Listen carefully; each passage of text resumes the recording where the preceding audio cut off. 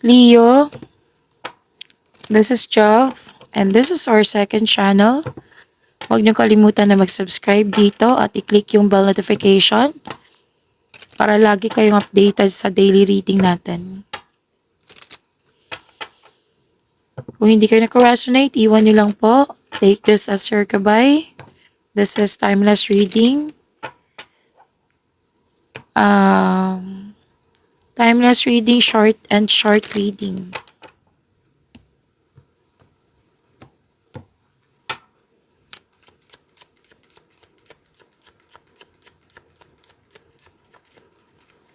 Leo.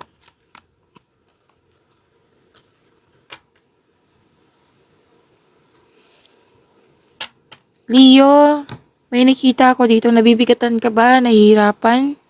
Anxiety or stress? Huwag kayong mag-alala. May healing, may recovery. So, take times in nature, mag-meditate or mag-grounding kung pwede po. May grupo ng tao dito na I believe this is your family na very supportive sa iyo. Na mukhang sinuko mo lahat yung worries mo kay God na humingi ka ng divine assistance. So, sa mga pangyayaring ito, may personal growth and personal development and spiritual growth.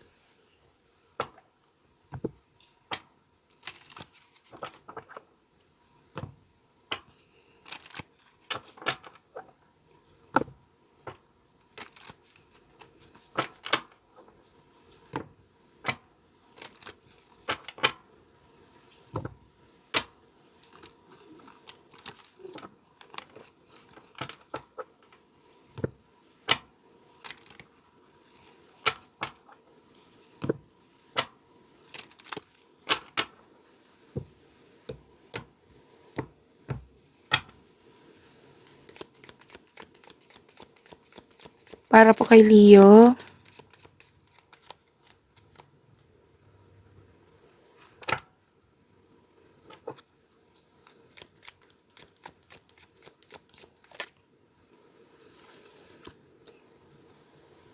Okay, Leo, nag-move forward ka.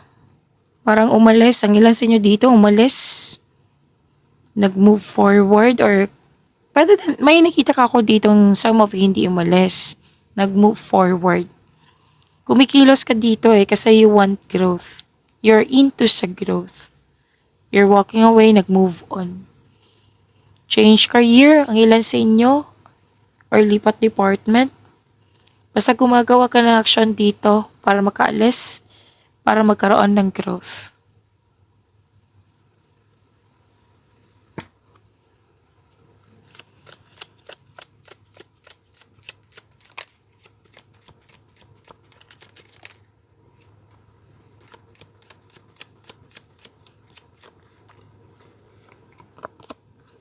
Kaya pala aalis kayo kasi may job offer or opportunity na very excited kayo.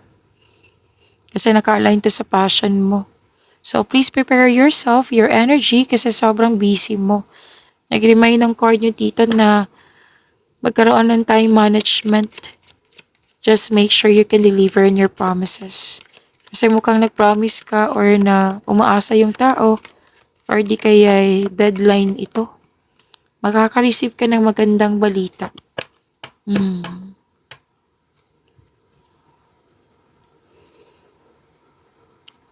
At sabi din dito, Leo, na suporta sa inyong boss, mentor, or life coach, it will help move your career forward. Nakikita ko rin dito na nakikinig ka sa iyong intuition, gumagawa ka ng wise choices. So may grupo talaga ng tao dito, wishes lumabas dito, na very supportive sa iyo. You have abundant in life. Claim niyo po. At sabi din po na granted yung manifestation mo. Another card na naman nagsabi dito na may mabuting balita, may natanggap sa lalo na sa application. Or kakasimulan nyo lang sa trabaho. Maging bukas kayo sa mga advice na nakakatanda sa iyo or may well-experienced na sa pinasukan mong karera. So may bagong simula, mag-ingat kayo sa paggawa ng plano para magtagumpay ito. And some of you, dine-develop niyo po yung bagong hobbies niyo or skills para para magkaroon ng dagdag income. You're very tutok sa inyong mga ginagawa ngayon. You're putting effort without rushing. Hindi kayo nagmamadali. Sa buhay pag-ibig po,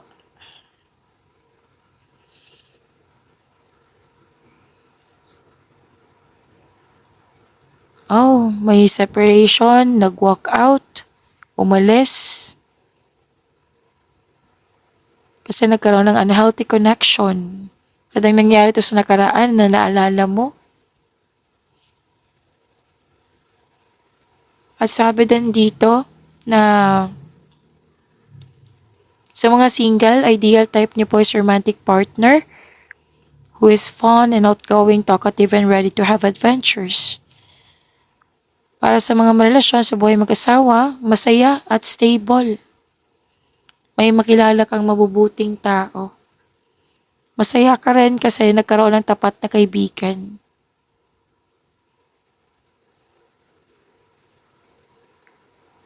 At sabi din dito na maasahan nyo ang isa't isa. Magtiwala kayo at magbuo kayo ng lasting partnership. Nagkaroon kayo ng time sa pamilya mo. Pinikita ko dito ng anak, nag-aalaga ng baby, buntes, mabubuntes. May nakita lang akong relasyon dito na nag-decide na mag-start na ng family.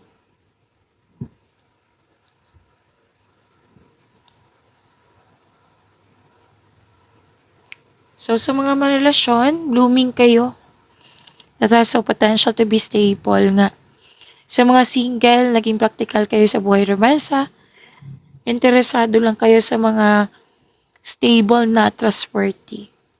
By the way, may nakita ko ditong biglaang pagbabago. Sekretong nabulgar.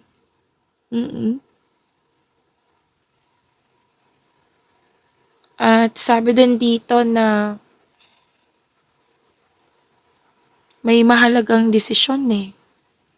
Pwedeng ang lalaki po ang nag-decide. Or pwede din naman po ikaw kung ikaw ay babae. Ginagamit niyo po yung lohika niyo kasi sa emotion, nagbigay ka ng mataas na pasensya. So yung parating sa inyo, matalino, matagumpay sa buhay. Pwede ngang ma-fall ka sa kanya the way siya magsalita.